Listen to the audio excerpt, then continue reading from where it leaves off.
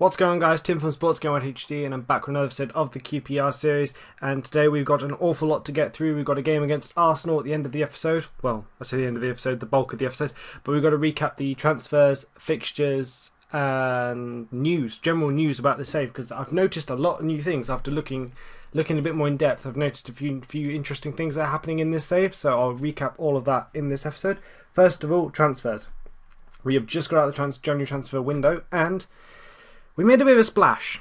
We went out and brought in our new gent, the kid, as I believe I did say in the previous episode. So I bought him, just to recap them. Bought this guy in as right back. He's an absolute god of a player. This guy is absolute animal.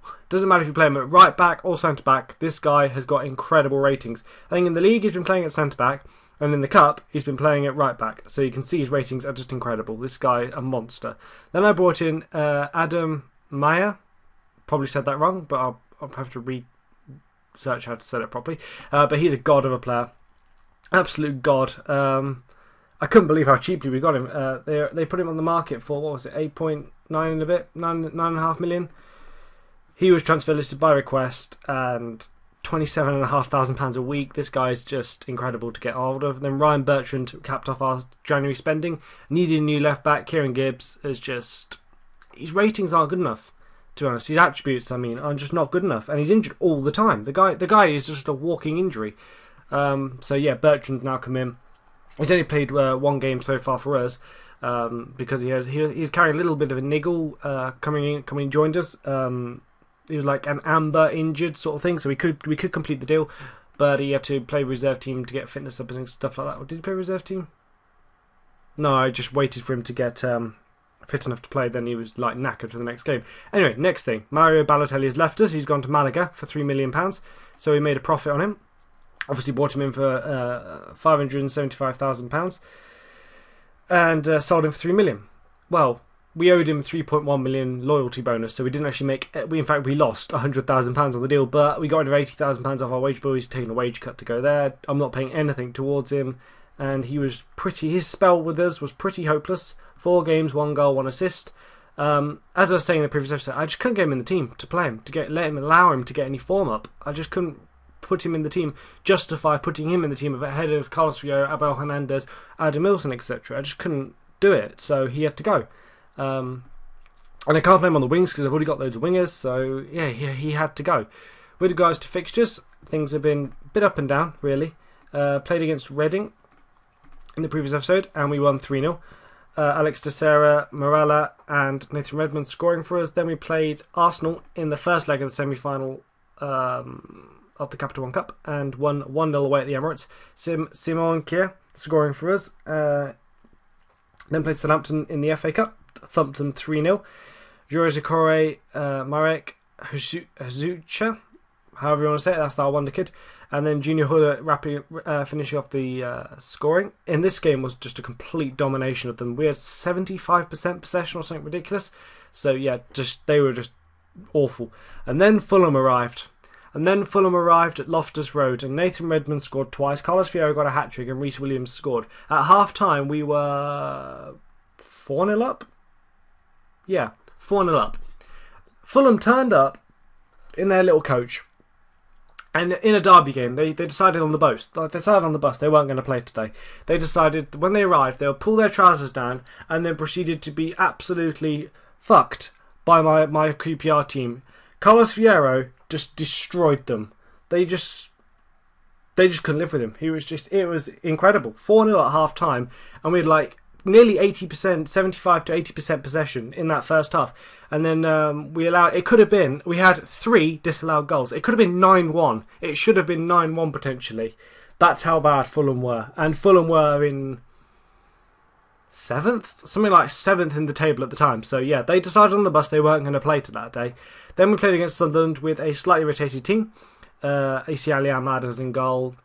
Martin Zindi, Kia, Corey, different, just rotating the team because of the Arsenal game coming up. And we drew 1-1. Marek Hazucha, whatever his name is. I'll probably end up giving him a nickname. He scored from a free kick, it was actually. It was a really good free kick, and he's got a free kick rating of like 18 or something like that, so it was really good. I think it's 18. Yeah, 18. It was amazing.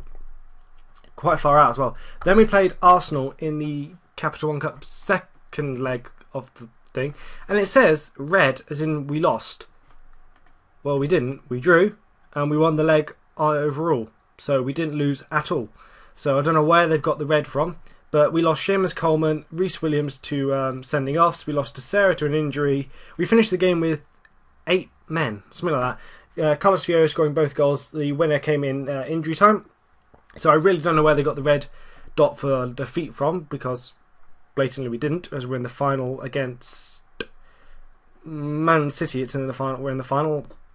And then we played against Everton in the FA Cup, 4th round of the FA Cup, and Adam Wilson was on fire and scored twice for us. Late winner, 90th minute, but we did get the job. No, sorry, not a late winner. Sorry, second goal came late. We were winning, obviously. Then we played against Liverpool, and this was just absolutely typical. We lost 2-1. Nathan Redmond scoring. It was, to show you the extent, Liverpool was second bottom, for crying out loud. Like, they are in terrible form, but because we turned up, because I turned up, my human team, they were always going to beat us. It just didn't matter. They were always going to suddenly find some form and be able to beat us. It was really frustrating because they had virtually no shots and no possession, and we had everything, and suddenly, magically, they came up with 2 goals. It was really annoying. Then we played against West Brom, and West Brom played brilliantly in this game. I have to hand it to them, but we did rotate the team, yes, but they were brilliant compared with what they're up against. I mean, yeah, our rotated team is a lot better than their first team, in this save it is. But they played brilliantly. We won 4-3. Abel Hernandez scored twice, Junior Hoylett scored, and Reece Williams got the winner. Well, he didn't actually. Yes, he did get the winner. Yeah, West Brom were really, really good in that game. So 4-3, I was really bricking it because I thought we were going to lose. So, yeah, overall, only 1 defeat in the month because the Arsenal game wasn't a defeat at all. Yeah, so pretty good month. Up and down, because we went from being incredible to being pretty average against Sunderland, to say the least, to having to fight against West Brom, overcoming Arsenal. So it's a pretty up and down month. Today we've got to play Arsenal in the Premier League, and we are currently sitting in 3rd in the table, as you've probably already seen. 25 games, got 1 game in hand on Tottenham, who are on 62 points. So we're what? 9 points off of Tottenham. Yep, my maths is not wrong. Good. But Man City, the crucial thing is Man City. Man City, look, not a defeat. Look at their record. Wait, how are you supposed to live with that? Look, they've not lost at all. Like, what am I supposed to do? How do you stop that? 1 in the league and 2 in the Capital One Cup, or in the Champions League if we come to face them. It's just, I just don't know how we're going to live with that. So that could be a little bit interesting. Capital, obviously, you know the Champions League draw against Atalanta. FA Cup, we've got Newcastle in the next round, so that'd be incredibly difficult because they're a top team in this, obviously. Man City, as I just said, in the Capital One Cup final. I mean, the only way I can really see us living with Man City and being able to be as consistent as they are is to just get knocked out at the FA Cup, or even the Champions League, just to get rid of some competition so I can play my first choice team more or less every game. That's the only way we can do it, because when we do rotate the team, it's obvious when we rotate the team we are a lot weaker. As you know, the result suggests we are a lot weaker. We are. The performance is a lot weaker. Today, though, we have got pretty much a full strength team. I mean, I was real selection dilemma today. Stegen in goal, Bertrand, Decore, Dave, Coleman, Williams, Cleverley, Ince, Teixeira, Redmond and Fierro up front. So really the only difference is Fierro up front. Obviously I normally play Hernandez, so on live comms I mean this is in the past. So yeah, Fierro's up front today. So the reason I'm not playing Morala at centre back or right back is because I want to play Coleman. And Giuliano's back from injury, that's big. And Maya just doesn't even get on the bench today, and neither does Marek Hazucha. They don't get on the bench today either. So just because the bench is already doing really well, really. And the players I've put on the bench offer me a lot of positions, whereas those two just central midfielders. So that's why we've done that. Really, overall, in the January transfer window was very...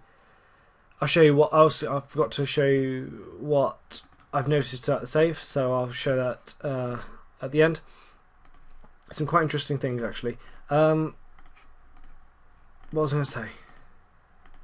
Transfer window. Transfer window was literally, we did everything we wanted to do but sign a central midfielder.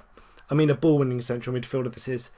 I mean, that's what we really needed. But the reason I couldn't sign one is because I was getting quoted £40 million for anybody half decent. Someone like Jan and Villa, I was getting, incredible quotes for them, and I was just like, I'm not paying that. I'm not. I would rather, I'd rather just stick with what we've got. I mean, my idea at the moment is, I know the reason we got rid of Adel Tarap is because I couldn't accommodate him with Teixeira and co. So I'm going to have to put my battery in a minute. We're winning 1-0. I'm going to put my battery in now so the laptop doesn't turn off, which it has been doing a lot lately. Just bear with me a second.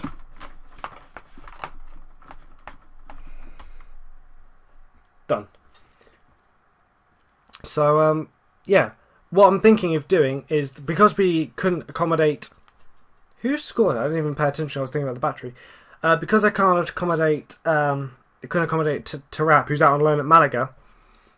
I had to get rid of him to Malaga, obviously. And Nathan Redmond's through. No, he's not. Szczesny saves it. So now you're probably thinking, why have you signed the wonder kid, Slovakian wonder kid, and Maya? Well, my thinking now is, and they're going to score there, good goal by Shirl. My thinking is potentially to use Jack Rodwell as a ball-winning midfielder. Now, I need a ball-winning midfielder because Simao and Reece Williams are both 28 years old. Yeah, it's not really old, but I'm going to have to start thinking about getting rid of one of them. Certainly too soon. I think Simao's going to be the one that will go relatively soon. So I'm thinking I'm planning ahead here. So I'm thinking of accommodating Jack Rodwell as a ball-winning midfielder because his attributes lend them better for that.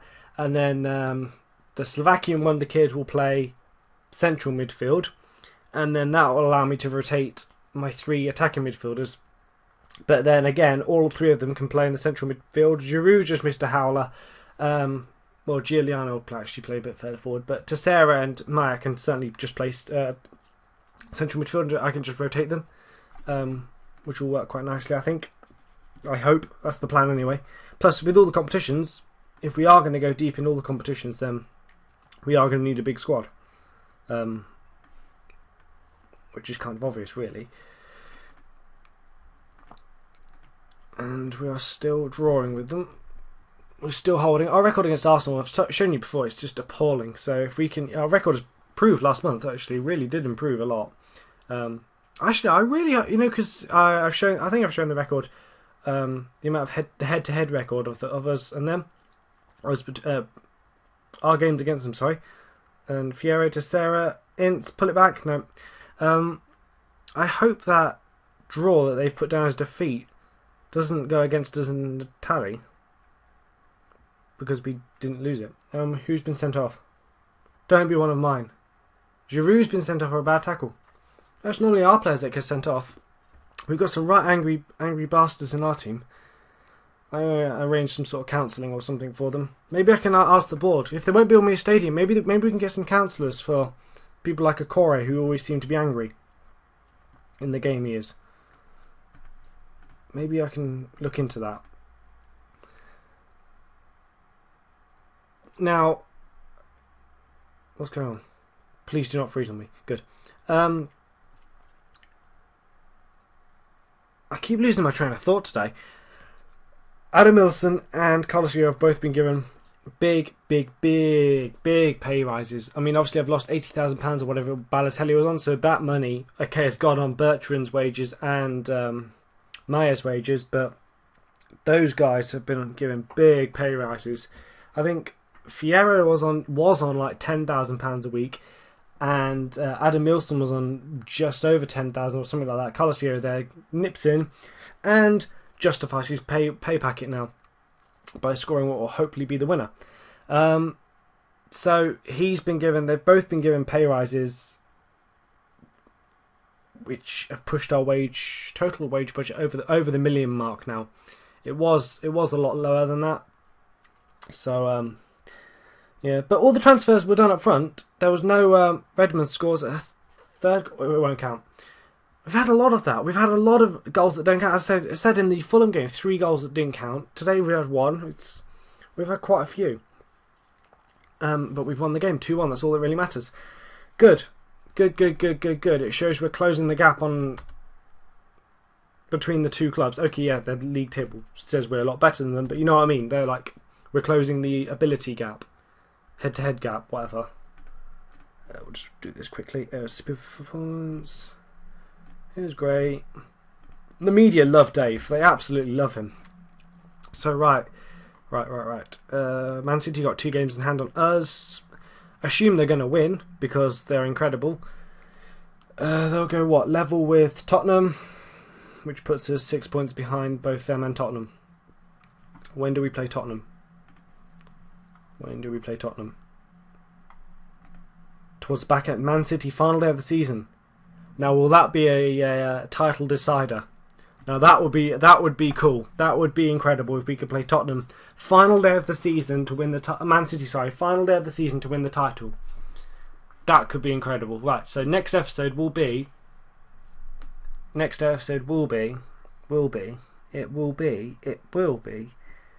will it be? It'll be the Capital One Cup final. It'll be the Capital One Cup final against Manchester City. No less. And then the next episode I'll come back for the second leg of the Champions League, and then after that I'll come back. I don't know, we'll decide later on, but I'm not sure if I'll come back for the West Ham game after that. So next episode will be a Capital One Cup final again, another cup final, and then it'll be the Champions League. So yes, massive games coming up. If you think about it, look at Cardiff will be. My record against Cardiff is not great. Particularly, I'm going to rotate again. No, wait, it's an FA Cup game against Newcastle, so I probably won't rotate. Cardiff is always difficult. Newcastle, big team. Atalanta, Champions League, big team. Man City, incredible. Man United, their squad is ridiculous. Stoke is never easy. Atalanta again in the Champions League, that's not easy. Man United decided just for the giggles, YOLO, just decided to go and spend £43 million on a right back. Gino Peruzzi, who is an Argentine international, £100,000 a week. They decided just for the giggles to go and drop £43 million on him. They sold Mbia to Dortmund, Bertrand to me. Who else did they get rid of? A couple of loanies. Now, interesting thing got me really laughing is this.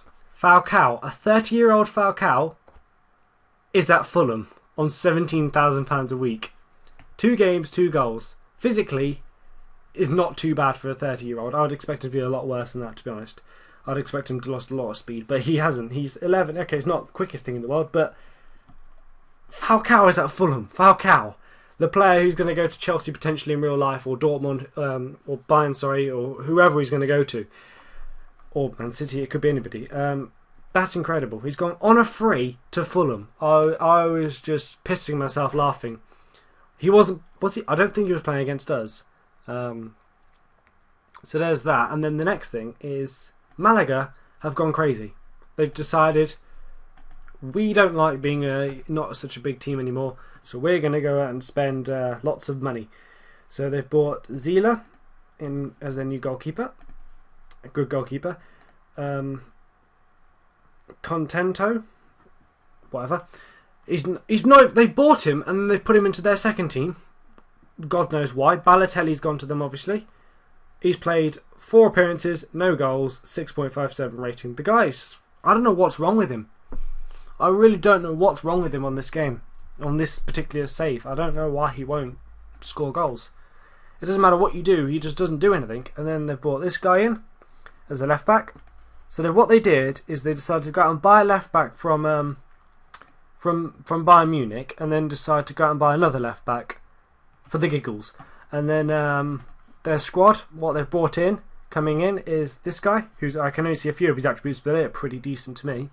And then Sergio Busquets, he wasn't interested in me, but he was interested in Malaga. So they must be paying him. If he's 125,000, I'm going to reckon he's gone up to at least 130, 150,000 maybe. I reckon they're going to probably be paying him. Then they've gone out and brought this guy, another player I was interested in. And again, 58,000. He's going to be at least on nearly 100. You can almost guarantee. Then they've gone out and decided to go and get Pierre Mertesacker. Okay, he's 32 years old, but still, he's going to be on a hefty wage. And then they've gone out and got this guy, who's a new gem. So Malaga have decided clearly. I mean, they have had that tycoon in the past, but he's done nothing really, nothing major. Like tycoon, you expect 60, 70 million pounds to be spent. 32 is pretty tame, really. And then 27, pretty tame. 36, 5, and then less than a million.